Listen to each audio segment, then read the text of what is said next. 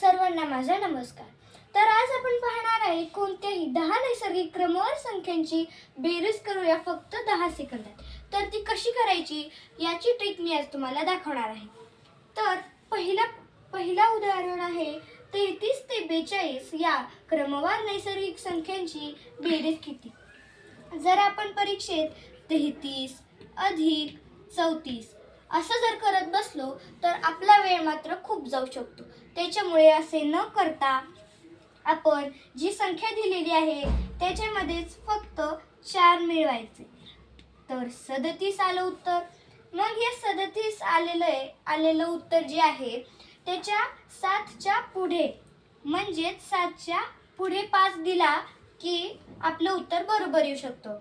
पण जर आपण 3च्या अगोदर जर 5 दिला तर मात्र आपलं उत्तर चुकू शकतं. म्हणून 3च्या अगोदर 5 न देता 7च्या पुढे 5 द्यायचा. तर अशाच प्रकारचे आपण दुसरे उदाहरण पाहूया.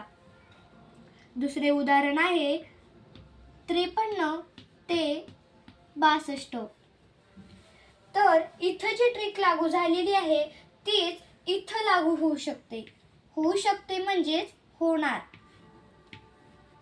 57. आता हे जे उत्तर आलेलं आहे आपण इथं पण शिकलोय 7च्या पुढे 5 द्यायचा. म्हणून इथं सुद्धा 7च्या पुढे 5 द्यायचा.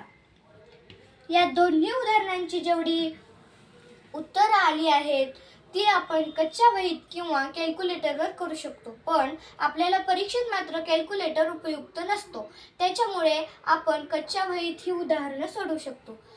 धन्यवाद.